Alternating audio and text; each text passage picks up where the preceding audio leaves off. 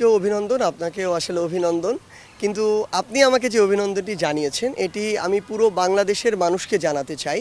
কারণ আল্টিমেটলি আমরা যারা এটি শুরু করেছিলাম তারা কিছুই করতে পারতাম না যদি না পুরো বাংলাদেশের মানুষ এখানে নেমে আসতো, সমর্থন করত।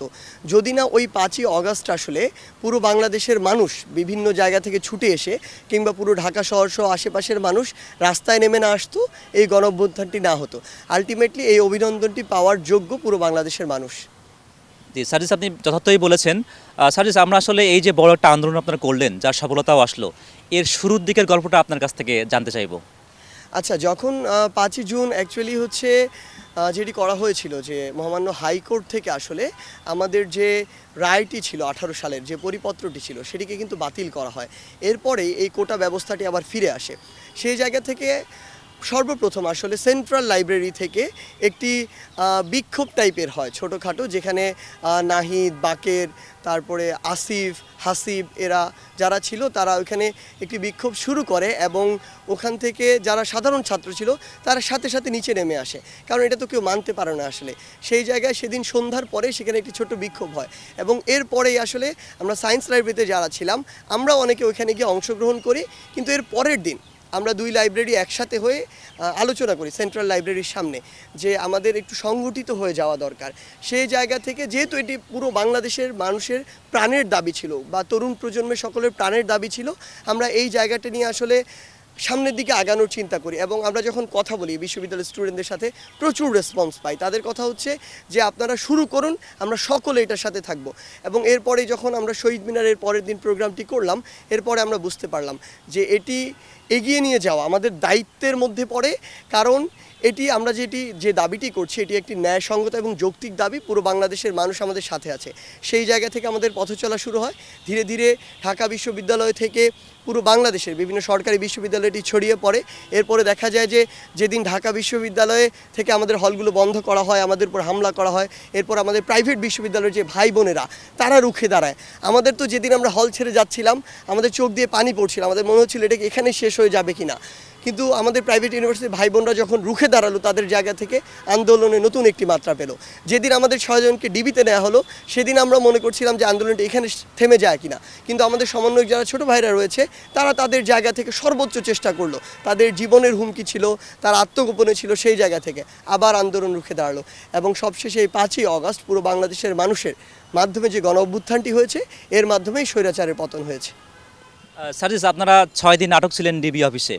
তো অনেকেই আপনার একটি ছবি নিয়ে দাবি করছিল ওই সময়ে যে আসলে এটি একটি সাইন ল্যাঙ্গুয়েজ ছিল। আপনারা যে জোরপূর্বক আসলে এখানে আটক আছেন এবং জোরপূর্বক বিবৃতি দিয়েছেন সেটি আসলে আপনি আকার ইঙ্গিতে বুঝিয়েছিলেন একটি অস্ত্রের একটি সাইন দিয়ে। এটি কতটুকু সত্য এবং একই সঙ্গে ওই 6 দিনের কোনো ঘটনা আমাদেরকে বলবেন কিনা? দেখুন, আমাদের সাথে হচ্ছে যে জিনিসটি হয়েছিল এখানে, যে আমরা অ্যাকচুয়ালি মেন্টালি খুব টর্চার ফিল করছিলাম সেই জায়গাটিতে আসলে। কারণ যেগুলো করা হচ্ছিল সেই জিনিসগুলো স্ক্রিপ্টেড ছিল। আমাদেরকে বসে একটা স্ক্রিপ্ট পড়ানো হলো, স্ক্রিপ্টেড। আমাদেরকে একসাথে খাওয়ানো হলো, ভিডিও দেওয়া হলো, স্ক্রিপ্টেড। আমাদের গার্ডিয়ানদের একদিন নিয়ে আসা হলো, তাদের চাপ প্রয়োগ করে তাদের একটা পজিটিভ মতামত নেওয়া হলো, সবগুলো স্ক্রিপ্টেড।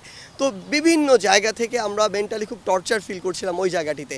তো যখন আমাদের ভিডিওটি নেওয়া হচ্ছিল আমাদের জায়গা থেকে আসলে আমরা সবাই চেষ্টা করছিল, সবাইকে আনকমফোর্টেবলই লাগছিল, কারণ সেগুলো তো আমাদের কথা নয়। আমরা সেগুলো নাহিদ যখন পড়ছিল তার ফেসের দিকে তাকালেই বুঝবেন যে কথাগুলো তার ভিতর থেকে আসছিল না।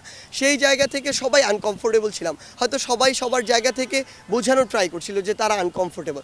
হয়তো ইন্টেনশনালি এটা হয়নি যে এই চিহ্ন দিয়ে আমি এটা বোঝাচ্ছি, কিন্তু সবাই এটা বোঝানোর চেষ্টা করছিল যে আমরা আনকমফোর্টেবল ছিলাম ওই জায়গায়।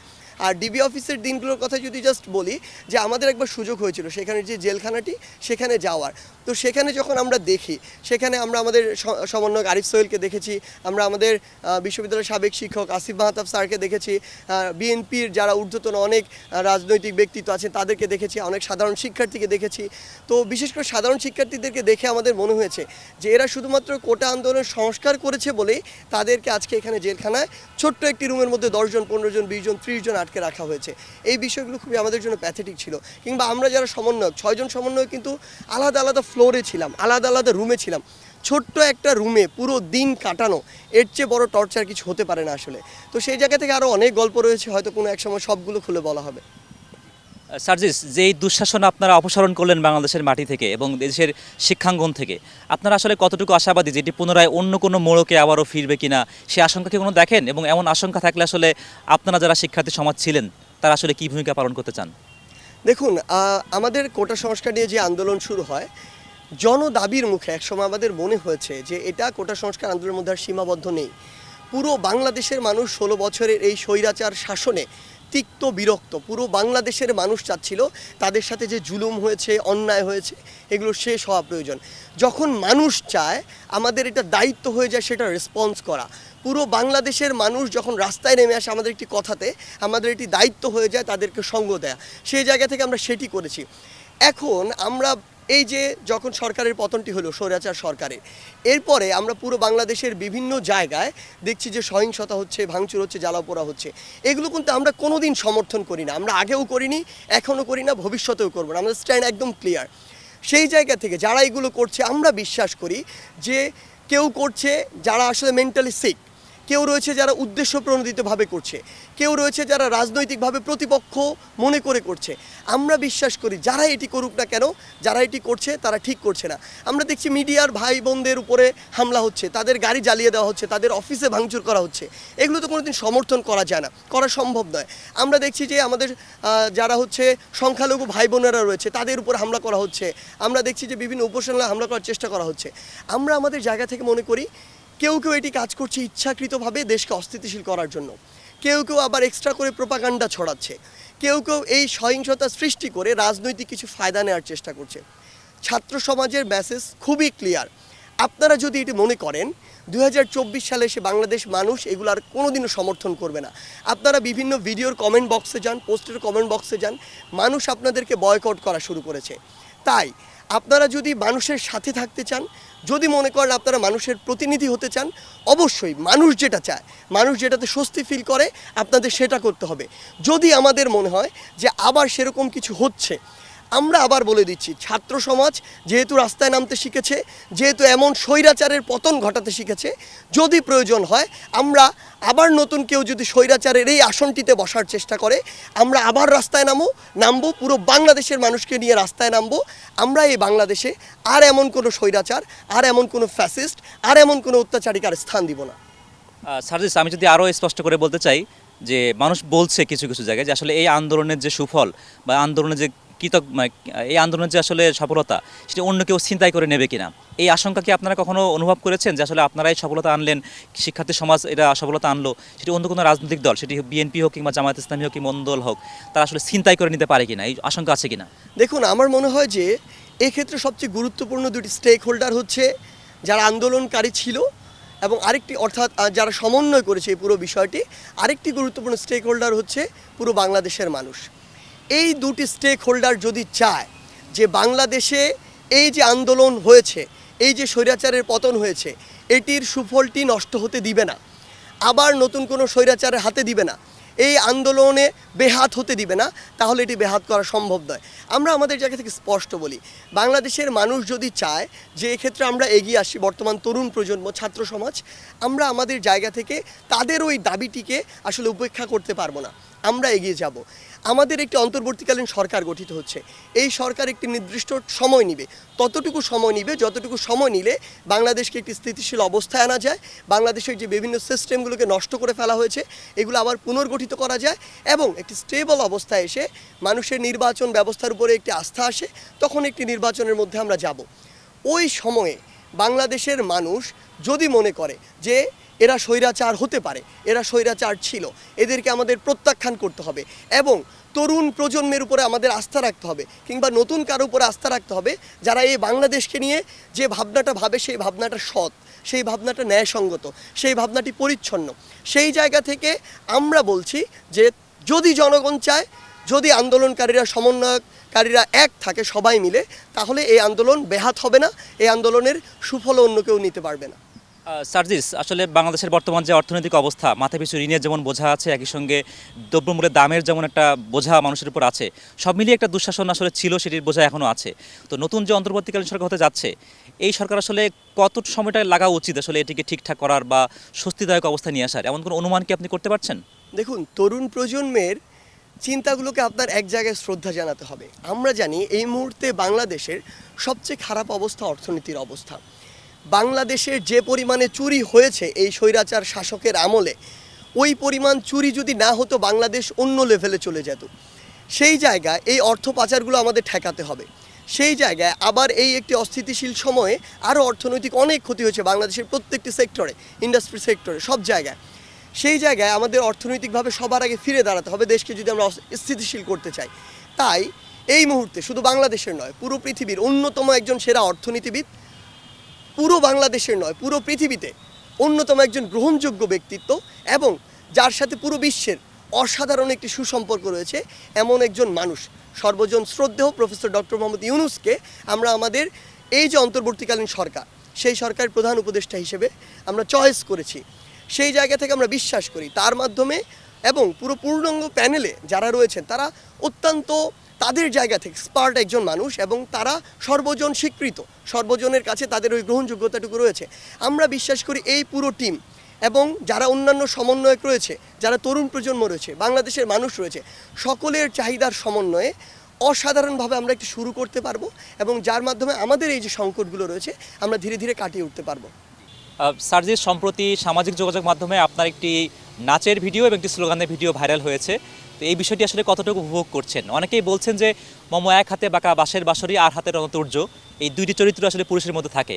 এটি আপনি কতটুকু উপভোগ করছেন, কতটুকু আপনি বিশ্বাস করেন এই বিষয়টি? দেখুন, সেই ভিডিওটি ছিল আসলে আমার একদম প্রথম বর্ষে যখন ডিপার্টমেন্টে আসি আমাদের একটি নবীন বরণ প্রোগ্রাম হয়, যেখানে আমাদের ব্যাচ থেকে আমরা একটি পার্টিসিপেট করেছিলাম। তো এখানে ছোট্ট একটি ক্লিপ, আমরা এরকম 10 জন বন্ধু, 5 জন ছেলে 5 জন মেয়ে, ছোট ছোট এরকম ক্লিপ ছিল আমাদের, পুরো একটি ছিল। সেখান থেকে আমি দেখলাম যে আমার এবং আমার বন্ধু টিউলিপের একটি ভিডিও আসলে এসেছে। আমি এটিকে কখনোই নেতিবাচকভাবে দেখছি না এবং হচ্ছে যারা আমাদের পুরো বাংলাদেশের মানুষ রয়েছেন তারাও কিন্তু দেখেনি, তারা বরং এটিকে সাপোর্ট করেছে। তারা বলেছে যে হ্যাঁ, এমনই হওয়া উচিত, যাদের বিচরণ সব জায়গায় রয়েছে এমনই অলরাউন্ডারই থাকা উচিত। সো অবভিয়াসলি আমি তাদের এই কমপ্লিমেন্টগুলোকে আমি মনে করি যে আমার জন্য পজিটিভ। এবং ইভেন আমার ওই বন্ধু টিউলিপ, ওর তো বিয়ে হয়ে গিয়েছে, তো ও ওই জায়গা থেকে বলছিল যে বন্ধু ভাগ্য ভালো আমার বিয়ে হয়ে গিয়েছে, নাহলে তো আমার পরে বিয়ে হতে আসলে প্রবলেম হয়ে যেত, কারণ পুরো বাংলাদেশে অলরেডি এই ছোট্ট ক্লিপটা ভাইরাল হয়ে গিয়েছে। তো সেই জায়গা থেকে আমি মনে করি যে আমি অন্তত পুরো বাংলাদেশের মানুষকে একটি জিনিসই বলবো যে তারা অন্তত এটুকু বুঝতে পারছে যে কোন জিনিসটিকে আমাদের পজিটিভলি অ্যাপ্রিসিয়েট করা উচিত এবং কোন জিনিসটিতে সবাইকে উৎসাহ দেওয়া উচিত। আমি অবশ্যই তাদের এই চিন্তাধারাকে শ্রদ্ধা জানাই। সার্জিস, খুবই গুরুত্বপূর্ণ একটি বিষয়। অতীতে আমরা দেখেছি যে সরকার ছিল অতীতে, তারা আসলে মিডিয়ার উপর একটা খড়গ হস্ত নেমে আসতো তাদের বিপক্ষে কোনো মতামত প্রচার করলে। আপনারা আসলে কতটুকু আশাবাদী যে ভবিষ্যতে যে সরকার আসবে সেই সরকার আসলে কতটুকু স্বাধীনতা নিশ্চিত করতে পারবে মিডিয়া কিংবা গণমাধ্যমকে?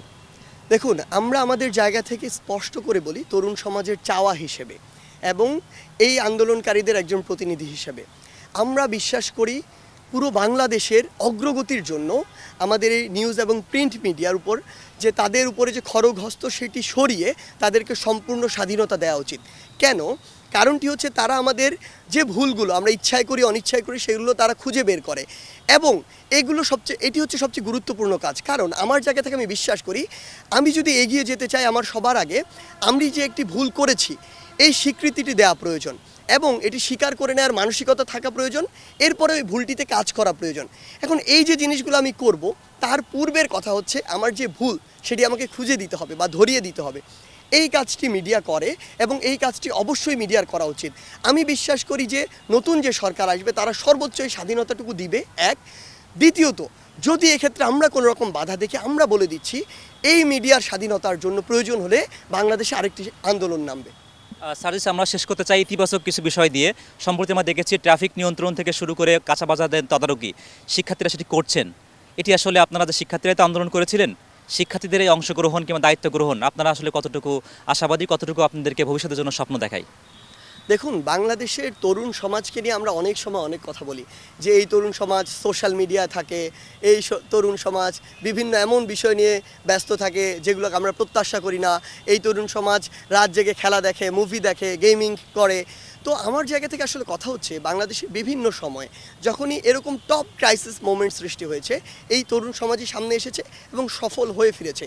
18 কোটা সংস্কার আন্দোলন কিংবা নিরাপদ সড়ক আন্দোলন কিংবা এবারের এই যে কোটা সংস্কার আন্দোলন কিংবা স্বৈরাচার পতনের আন্দোলন, সব জায়গায় এখন এরপরে আমরা যেটি দেখেছি আসলে যে তরুণ সমাজ বর্তমানে রাস্তায় নামছে, পরিষ্কার পরিচ্ছন্নতার কাজ করছে, অসংখ্য কাজ করছে। আমার জায়গা থেকে একটি কথা বলি, তরুণ সমাজকে না আমাদের কাজে লাগাতে হবে, তাদেরকেও স্কোপটুকু করে দিতে হবে, তাদেরকে আপনার সামনে এগিয়ে নিয়ে আসতে হবে। যদি আপনি এটি করতে পারেন আপনি তরুণ সমাজকে কাজে লাগাতে পারবেন। কিন্তু আপনি যদি মনে করেন যে না, এই তরুণ সমাজকে আপনি সবসময় টিটকারি করার চেষ্টাটুকু করেন, যদি আপনি এটি করেন যে তরুণ সমাজকে হেও করার চেষ্টা করেন, তাহলে কখনো হবে না। আপনার যদি এগিয়ে যেতে হয় তাহলে প্রবীণদের অভিজ্ঞতা আর নবীনদের তারুণ্য, এই দুইটি নিয়ে আপনাদের এগিয়ে যেতে হবে। আমরা বিশ্বাস করি তরুণ প্রজন্মের মধ্যে ওই ক্যাপাবিলিটি আছে, ওই মেন্টালিটি আছে এবং ওই আগ্রহটুকু আছে। সেই জায়গা থেকে তরুণ সমাজকে আপনার উৎসাহ দিতে হবে, দিক নির্দেশনা দিতে হবে এবং কাজ করার সুযোগ করে দিতে হবে। যদি দেয়া সম্ভব হয়, বিশ্বাস করুন বাংলাদেশের যে অবারিত একটি অগ্রযাত্রার সূচনা হবে সেটি কেউ আটকাতে পারবে না। সার্জিস, আপনাকে অসংখ্য ধন্যবাদ আমাদেরকে সময় দেওয়ার জন্য। আপনাকেও ধন্যবাদ, এটিএন নিউজকেও ধন্যবাদ এবং আপনার মাধ্যমে এবং এটিএন নিউজের মাধ্যমে পুরো বাংলাদেশের জনগণকে ধন্যবাদ জানাতে চাই। কারণ শুধুমাত্র তাদের কারণেই 16 বছর পরে হলেও এই বাংলাদেশে স্বৈরাচারের পতন হয়েছে। ধন্যবাদ।